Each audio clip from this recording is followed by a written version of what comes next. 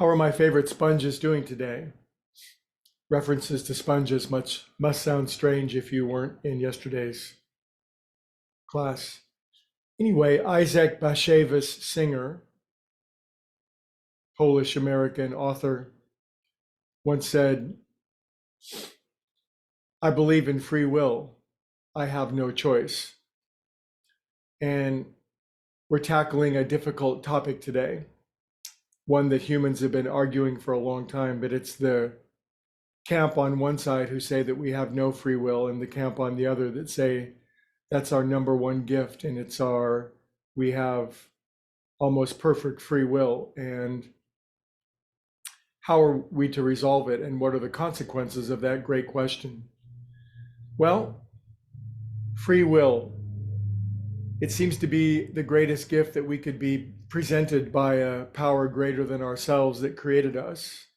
If we didn't have free will, if we were little puppets or machines created by some cosmic power to do whatever its bidding was, then it would seem to be a rather depressing or hopeless way to think about things.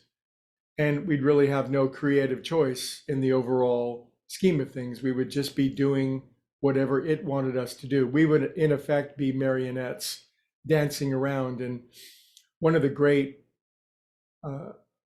arguments of the moderns who say that we don't have free will is that we certainly have the illusion of free will. We have this sensation or feeling inside of us that we do make our own choices. And that's definitely a real feeling, but it's an illusion. And they have powerful arguments that say the illusion of our free will is actually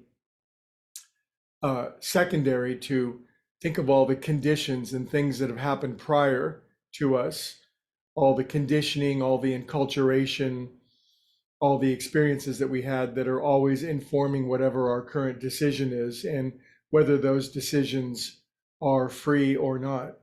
It's a very, very tricky subject. And if you're ever in the mood to have a really big headache, it's like, you might be thinking, I feel really good today. I think I'll go on YouTube and watch a debate between those who believe and those who don't believe in free will. And then you'll have a massive headache. And then you'll exercise your free will of which headache remedy you can take. But the reason that I bring it up today is I definitely find myself in the camp of those who think that free will is the greatest gift that we're given. And how could we have a moral duty or obligation or any meaning or purpose in life without the ability to choose that? The ability to choose the higher or the lower, the ability to do what's proper and precise and harmonious, or the ability to do what's negative and destructive and inharmonious. And if we actually didn't have free will, how can we blame the criminal? And how could we ever assess to them penalties for what they do if they had no choice in doing it? It is a tricky topic, isn't it? I don't think it has an easy answer. But the reason I bring it up is I think that whatever free will that we do have is on a sliding scale. On one end of the scale, our consciousness is at a place where everything is pretty well determined. We're conditioned by the outside world, by trauma, by experience, by the time and the age that we grow up in. And if we haven't practiced our ability to think critically, if we haven't practiced meditation, the clearing of our minds of inaccurate or painful patterns of perception, if we haven't practiced the discipline to let go of bad habits, then we probably are almost completely determined. And whatever free will we have, will I go to Jack in the Box or will I go to Burger King today to get an unhappy meal? Then probably our free will is mostly eroded.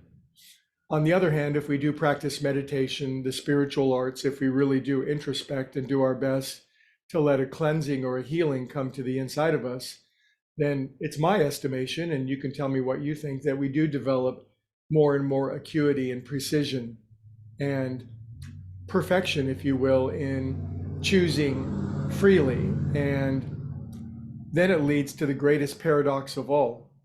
How about this one? In my spiritual program, we're counseled to turn our will over to the power of a God greater than ourselves. So we're actually asked to abrogate and let go of the exercise of our own free will and turn it over to a power greater than ourselves. Wowie zowie. How about that for a paradox?